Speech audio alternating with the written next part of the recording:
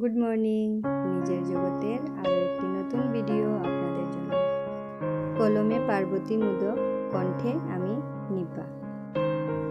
সবাই বলে যে সয় সে রয়, কিন্তু কেউ এটা বলে না যে সয় সে ক্ষয়ও, তার কিছুটা ক্ষতিও হয়তো হয়।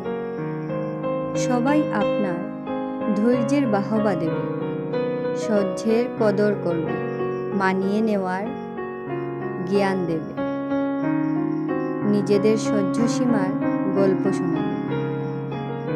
কিন্তু ভেতরে ভেতরে শেষ হয়ে যাওয়া আপনিটাকে কেউ আবিষ্কার করবে না।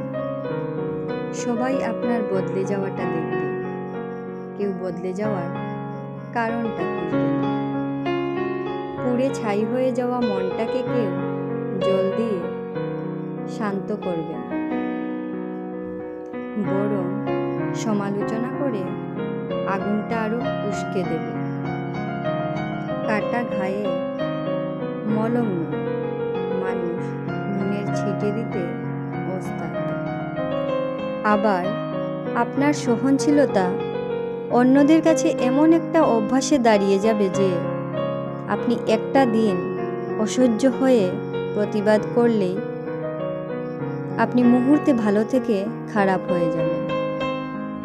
মুখচোরা আপনার নিমিষেই পরিচিতি হয়ে যাবে স্বার্থপর, হিংসুটে, বদমাশ নামে। আসলে আপনার মুখ বুজে রইতে রইতে, সইতে সইতে থাকাটাই অন্যদের কাছে সত্যি স্বাভাবিক হয়ে যায়। তখন আপনি আপনার সঙ্গে হওয়া অন্যায়ের কথা গলা ফাটিয়ে চিৎকার করে বললেও তারা শুনবে না।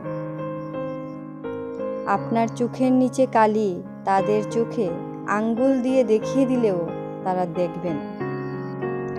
আপনার গালে শুকিয়ে যাওয়া মোটা জলের দাগ তাদের মায়া উদ্রেক করবে না। তারা জানে ওর ভীষণ ধৈর্য, ও ঠিক সহ্য করে মানিয়ে নেবে। এতদিন তো মানিয়ে নিয়েছিল, তাহলে বাকি দিন কেন নয়? তারা কেউ বলবে না পরিবর্তন দরকার। তাই সহ্য ঠিক ততক্ষণই করুন যতক্ষণ সেটা আপনার সহ্যের সীমার মধ্যে থাকে, সহজ থাকে, স্বাভাবিক থাকে। অসহনীয় অন্যায় সহ্য করে নিজেকে তিলে তিলে শেষ করে দেওয়ার মধ্যে কোনো গুণপনা নেই। সে রয়ে যাওয়ার কোনো মানেও নেই। আমার এই প্রিয় দিদির সব লেখাগুলো এত প্রাণবন্ত, বাস্তব লেখা, যেগুলো পড়লে মন ছুঁয়ে যায়। ভালো থেকো দিদি, সুস্থ থেকো, আর আরও এমন সুন্দর সুন্দর লেখা লিখতে থাকো। ভিডিওটি যে যেখান থেকে দেখছেন সবাইকে অনেক থ্যাংক ইউ। ভিডিওটি কার কেমন লাগলো প্লিজ বলবেন। ভালো লাগলে লাইক, কমেন্ট, সাবস্ক্রাইব করে সঙ্গে থাকবেন আরও নতুন ভিডিও দেখার জন্য। খুব গরম পড়েছে, আর এই কিছুদিন থেকে তো অনেক ঝড়, বৃষ্টি, তুফান, তাই সবাই সতর্কে থাকুন, সাবধানে থাকুন, সুস্থ থাকুন।